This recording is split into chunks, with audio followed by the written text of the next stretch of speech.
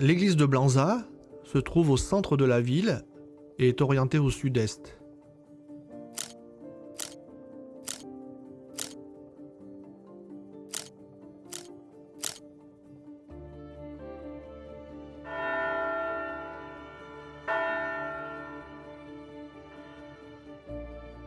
Elle date du XVIIIe siècle.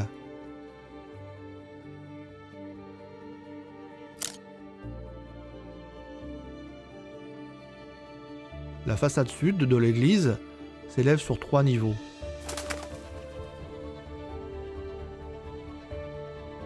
Le premier niveau est marqué au centre par un portail cintré, encadré par des voussures reposant sur des colonnettes. Le deuxième niveau, au-dessus du portail, est percé d'une rose. Le troisième niveau, quant à lui, est percé d'un triplet de baies muni d'abassons.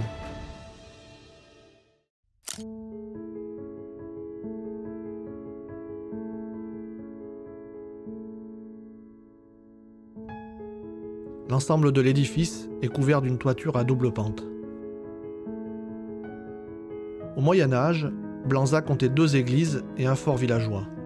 Aujourd'hui, seule reste l'église Saint-Pardoux, bâtie au XVIIIe siècle. À l'époque médiévale, 2 églises sont attestées à Blanza, Saint-Pardoux et Saint-Vincent, dont la plus ancienne mention date de 1250. L'église Saint-Pardoux, qui jouxte l'ancien château, aujourd'hui détruit, mais dont la rue du Château évoque le souvenir. L'église se situait à l'intérieur du fort villageois, avec un cimetière et des bâtiments qui pourraient correspondre à l'ancien prieuré ou la résidence seigneuriale.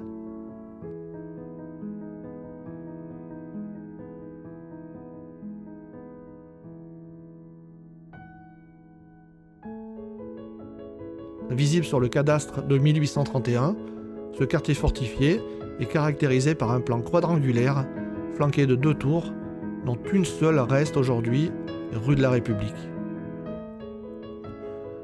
En 1755, les habitants décident de construire une nouvelle église, mais le projet n'aboutit qu'en 1763.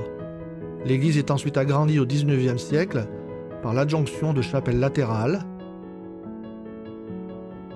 En 1899, Jules Pinchot, architecte de l'église des Baigneurs à Royat, soumet un projet de façade et clocher néo-roman, mais qui n'est pas retenu au profit de celui de Barthélemy Sauzet en 1900. Le chœur de l'église est orienté au nord et mitoyen côté occidental du presbytère, construit en 1867.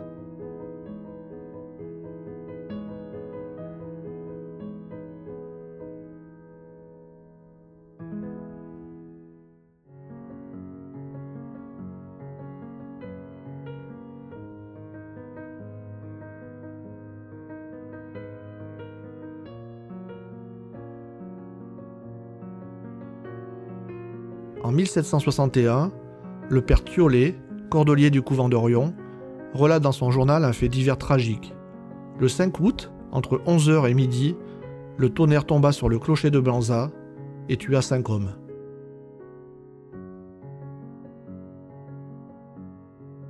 L'église conserve une copie d'un tableau du Corrège, La Vierge et l'Enfant, avec Saint Jérôme et Sainte Marie-Madeleine. Le tableau a été offert à l'église à l'époque par Benoît Edmond Pirand de la Prade, baron du Second Empire et homme politique du département qui possédait à l'époque le château de la Prade à Sébaza.